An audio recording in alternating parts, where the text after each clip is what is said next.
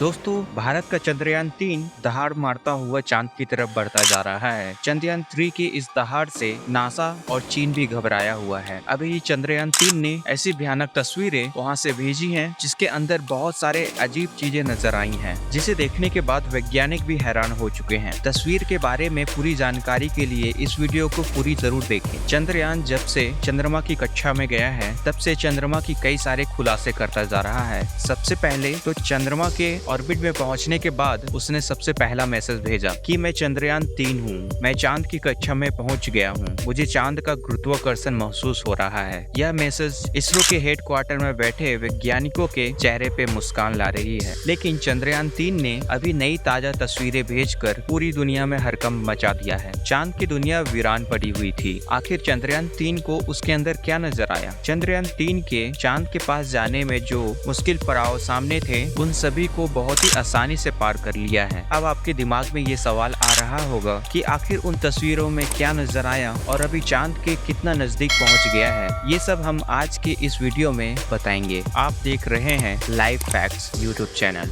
दोस्तों, चांद की ओर जाने की वैज्ञानिकों की ओर अभी से शुरू नहीं हुई है, बल्कि अमेरिका ने जब से इंसानों को चांद पे उतारा था, उस समय से ही रसिया की अमेरिका से होड़ लग गई थी। लेकिन आज तक जितने भी मिशन चांद पे किए गए थे, उसके किसी भी मिशन में चांद के दक्षिण वाले भाग में जाने का किसी ने सोचा भी नहीं था। लेकिन इसरो के चंद्रयान-3 मिशन ने चांद पे उतरने से पहले ही दुनिया के वैज्ञानिकों को हैरान करना शुरू कर दिया है। यानी कि दुनिया के वैज्ञानिक तो ये देख रहे थे कि चंद्रयान चांद पे उतरकर जानकारी भेजेगा, लेकिन भारत के इस मुसाफिर ने चांद पे उतरने से पहले कमाल कर दिया। अभी हाल फिलहाल के ताजा अपडेटों की अगर बात करें तो इसरो ने जानकारी देते हुए बताया है कि चंद्रयान-3 चांद के बहुत ज्यादा नजदीक चला गया है। अभी चांद के तीसरे राउंड में चंद्रयान-3 चक्कर लगा रहा है, जहां पे इसकी चांद से सबसे नजदीकी दूरी 174 किलोमीटर है, वहीं सबसे दूर की दूरी 1437 किलोमीटर है। मतलब अब वो दिन दूर नहीं कि चंद्रयान-3 चांद को अपनी मुट्ठी में कर लेगा। 14 तारीख तक तो ये इसी कक्षा में ऑर्बिट करता रहेगा, लेकिन 14 अगस्त के दिन में 11:30 से 12 बजे तक और इसी बीच वो अगली कक्षा में प्रवेश कर जाएगा। लेकिन जैसे जैसे चंद्रयान-3 चांद के समीप जाता जा रहा है, वैसे वैसे इसरो के वैज्ञानिकों के धड़कन भी बढ़ रहे हैं, क्योंकि इस मिशन के सबसे मुश्किल पड़ाव ही चांद के सरफेस पे सही सलामत उतरना है। उसके बाद सभी लोग 16 अगस्त की दिन की राह देख रहे हैं, क्योंकि बता दे दोस्तों, ये दिन हमारे लिए सबसे ज्यादा स्पेशल होने जा रहा है। इस दिन चंद्रयान-3 अपने मकसद के आखिरी पड़ाव तक पहुंच चुका होगा। दरअसल यही एक वो दिन होगा जिस दिन उसका प्रोपल्सन मॉड्यूल विक्रम लैंडर से अलग हो जाएगा। अब आपके दिमाग में ये सवाल आ रहा होगा कि आखिर इसरो के वैज्ञानिक इस काम को कैसे अंजाम देंगे। दरअसल ये काम वैज्ञानिक बहुत ही चतुराई से करने वाले हैं। इन दोनों को जोड़ने वाला जो हुक लगाए जाते हैं, उसको वैज्ञानिक खोल देंगे, जिसके बाद पिछले हिस्से की रफ्तार धीरे धीरे कम हो जाएगी और आगे के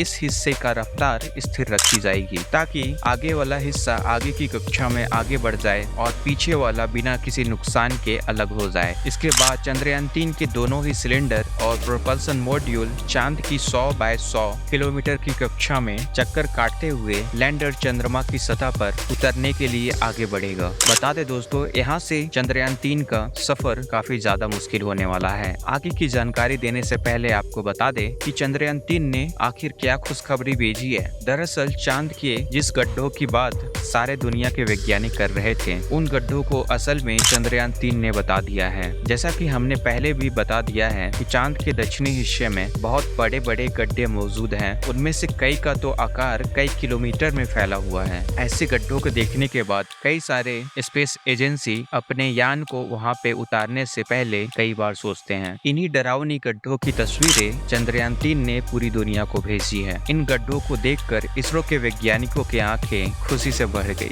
जब चंद्रयान-3 के अंदर लगे हुए हाई रेजोल्यूशन कैमरा ने चांद के खूबसूरत तस्वीरों को कैप्चर किया। फोटो के अलावा चंद्रयान-3 ने वहां का लंबा वीडियो भी बनाया, जिसे आप अपनी स्क्रीन पे अभी देख सकते हैं, और ये देखकर हर भारतीय नागरिक का सीना चौड़ा हो चुका है। दोस्तों, हम बता दें तो इसरो के वैज्ञानिकों ने पहले हर एक चीजों की गणना कर ली थी और अब उसी के प्लान के अकॉर्डिंग चंद्रयान-3 आगे बढ़ रहा है। आगे की बात करें तो अब वैज्ञानिक धीरे धीरे चंद्रयान-3 के ऑर्बिट को छोटा करते जा रहे हैं और उसी हिसाब से चंद्रयान-3 चांद के बिल्कुल करीब चला जाएगा। लेकिन इस उसका जो चांद पे उतरने का प्रोसेस शुरू होगा और वो उस टाइम स्टार्ट होगा जब चंद्रयान 3 चंद्रमा की सतह से 36 किलोमीटर की दूरी पे रहेगा और वहाँ से चंद्रयान 3 दक्षिणी हिस्से में अपने लोकेशन को देखेगा। दोस्तों, यहाँ पे इसरो के वैज्ञानिकों ने अपना तेज दिमाग का इस्तेमाल करके हमारे चंद्रयान को लैंडिंग के लिए सीधा नहीं भेजा है, बल्कि वो धीरे धीरे ऑर्बिट को बदलकर चंद्रमा की ओर अपनी गति को बढ़ा रहा है। उसके पीछे की वजह ये है कि जो भी स्पेस कंपनी, चाहे वो कोई भी देश की स्पेस कंपनी हो,